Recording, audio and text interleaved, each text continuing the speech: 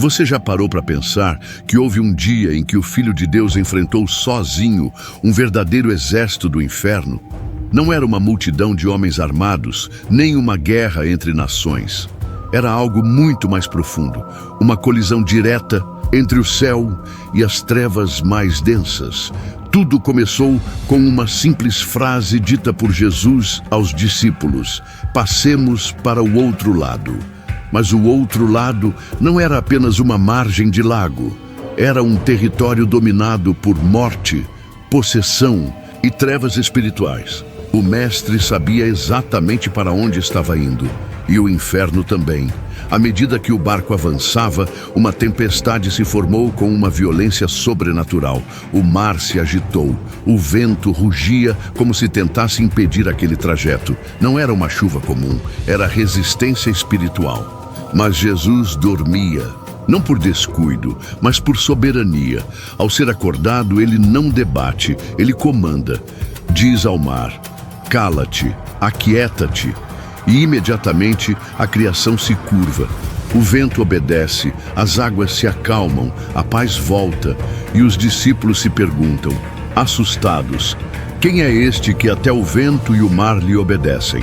Se isso já está mexendo com você, curta agora, comente Jesus Reina e se inscreva no canal. O que vem a seguir vai te impactar ainda mais. Aquele silêncio após a tempestade dizia muito mais do que palavras poderiam expressar. Era o anúncio de que o céu havia vencido a primeira barreira. A travessia foi vencida, não por sorte, mas por soberania. O mar se curvou diante do Criador. Os discípulos, mesmo depois de verem milagres, estavam perplexos. Quem é esse que até o vento e o mar obedecem? Perguntavam. Eles ainda não tinham compreendido a extensão da autoridade de Cristo, mas os demônios, esses sabiam muito bem, por isso se agitaram antes mesmo do encontro. E quando o barco enfim toca o solo da região dos Gadarenos, o ar parece pesado. É como se cada pedra, cada sombra, cada caverna carregasse séculos de trevas. Aquela terra não era apenas esquecida pelos homens, era ocupada pelo inimigo. Era um lugar onde a morte fazia morada, onde as vozes do inferno não precisavam se esconder. Mas Jesus vai, ele pisa ali não por acaso, mas por propósito. Ele não foi por muitos, foi por um homem deformado pelo mal, abandonado, evitado, acorrentado, mas não invisível aos olhos do Salvador. Na terra onde ninguém queria entrar, o Messias pisa com decisão, porque onde todos viam desespero, ele via uma alma e ele veio resgatar. Assim que Jesus pisa naquela terra, um silêncio pesado toma conta do ambiente. Os discípulos não falam, não há movimentação. A cena é tensa. Diante deles, o contraste é gritante. Colinas rochosas, túmulos abertos, cavernas escuras. Um território que respira impureza. Um cenário de morte viva. E então, do meio dos sepulcros, surge uma figura que mais parece um espectro do que um ser humano. Um homem corre em direção a Jesus, nu, ferido, coberto de sangue e cicatrizes, gritando como um animal acuado. Ele foi acorrentado, preso, isolado, mas ninguém conseguiu contê-lo. Sua força era sobre-humana, mas não era dele. Era do exército que habitava seu corpo. A Bíblia diz: ele andava entre os montes e sepulcros, dia e noite, clamando e se ferindo. Não era apenas dor física, era tormento espiritual, um grito de uma alma despedaçada. E mesmo assim, ele corre até Jesus. Não foge, corre. Isso nos revela algo profundo. Mesmo possuído, há uma parte dentro do ser humano que reconhece a presença do Criador. A alma que está em agonia clama, mesmo sem palavras.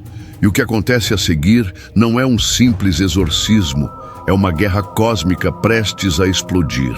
Mas Jesus já está em posição de vitória. Quando os pés de Jesus tocam a margem da terra dos Gadarenos, não há aplausos, não há multidão, não há recepção calorosa. Há apenas silêncio e escuridão. Aquela terra esquecida, contaminada, espiritualmente corrompida, parecia imóvel, mas no mundo invisível tudo já estava em alerta. Era um território onde a presença de Deus parecia ter sido apagada há muito tempo. Ali, porcos eram criados em massa, sepulcros eram usados como moradia e os ecos da santidade estavam distantes. Mas Jesus pisa ali não por acaso, e sim por intenção divina. Ele entra nesse lugar onde ninguém mais ousava entrar, não para discutir doutrina, mas para libertar um único homem. Então, do meio das cavernas e sepulturas, uma figura surge. Corre em direção ao Mestre como um vulto entre os vivos e os mortos. Um homem nu, ferido, marcado por correntes partidas e gritos incessantes. Não havia identidade ali, apenas dor. Não havia voz própria, apenas ruído demoníaco. Mas mesmo nesse estado, ele corre. E isso muda tudo. Porque mesmo uma alma oprimida, mesmo uma mente aprisionada, ainda é capaz de reconhecer a presença do seu Criador. Ele não fugiu de Jesus, ele correu até ele. E isso foi o início da sua libertação. A cena é brutal. O homem que corre aos pés de Jesus está completamente desfigurado pela presença do mal. Ele vive entre os mortos, grita dia e noite, fere a si mesmo com pedras. A comunidade o rejeitou. Os religiosos o evitaram. Os homens o acorrentaram, mas nada funcionou. Porque o que habitava nele não era apenas dor emocional ou distúrbio mental. Era uma legião espiritual, organizada, estruturada, dominando cada parte do seu ser. O mais chocante é que, apesar de tudo isso, ele se ajoelha. O corpo se curva diante da presença de quem tem todo o poder. Mas as palavras que saem de sua boca não são suas. São da multidão que habita dentro dele. Que tenho eu contigo, Jesus, Filho do Deus Altíssimo? Clamam os demônios. Eles sabem exatamente quem está ali. Reconhecem a autoridade antes mesmo de serem expulsos. Eles suplicam, não por misericórdia verdadeira, mas por medo do julgamento. Pedem para não serem atormentados. Imploram por tempo, porque sabem que diante daquele que veio com a luz, as trevas não podem permanecer. E Jesus não debate, ele apenas ordena: sai deste homem, espírito imundo. Com essa palavra, a guerra muda de fase e o império das trevas começa a ruir. Jesus não grita, ele não gesticula, ele não precisa de rituais, ele apenas está ali e isso basta. A presença do Filho de Deus desestrutura a legião. E então, uma pergunta penetra o caos espiritual. Qual é o teu nome? Não é curiosidade, é exposição. É luz atravessando camadas de trevas. A resposta não vem de um indivíduo, mas de um sistema. Legião é o meu nome porque somos muitos. É uma confissão aterradora. O mal não está desorganizado. Ele opera com estratégia. Uma legião romana tinha cerca de 6.000 soldados. Imagine esse número atuando dentro de uma única alma. Era isso que aquele homem carregava, um exército, uma prisão viva. Mas Jesus não recua, ele confronta. E ao confrontar, começa a destruir fortalezas que anos de religião, exclusão e abandono não conseguiram.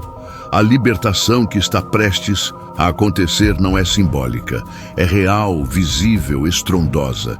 E você está prestes a ver o que o reino de Deus faz quando invade territórios esquecidos. Se esse conteúdo está abrindo seus olhos espirituais, curta agora este vídeo, comente. A luz venceu! Aqui embaixo e se inscreva no canal para continuar recebendo revelações que transformam. Porque onde Jesus chega, até o inferno se curva. Os demônios não pedem para ficar no homem. Eles sabem que perderam aquele território, mas não querem sair da região. Suplicam, manda-nos para aqueles porcos para que entremos neles. O pedido é revelador. Eles não estão apegados apenas a um corpo, mas ao lugar. Aquela terra marcada pela criação de animais impuros, distanciada da presença de Deus, se tornou um ambiente favorável para o mal operar. É como se houvesse um tipo de legalidade espiritual ali, um espaço onde as trevas podiam circular livremente. Mas Jesus permite. E o que acontece a seguir é um espetáculo de revelação divina. Assim que a legião entra nos porcos, uma manada de quase 2.000 animais enlouquece, corre em desespero e se lança no mar, morrendo afogada. O mar, que tentou impedir a travessia de Jesus, agora engole os corpos da destruição. É como se o céu estivesse dizendo: é isso que o inimigo faz, enlouquece, destrói, devora. Aqueles porcos não foram apenas um destino alternativo. Foram o espelho do que havia naquele homem. A libertação agora era pública, visível, incontestável. E mesmo diante disso, nem todos reagiriam com fé. A multidão que verá o milagre não vai saber o que fazer com ele. A notícia se espalha rápido. Os cuidadores dos porcos correm para a cidade. Os moradores voltam apressados. Eles não estão curiosos, estão inquietos. Ao chegar, encontram um cenário impossível de ignorar. O homem que antes era temido, evitado, acorrentado, está agora sentado, vestido e em perfeito juízo.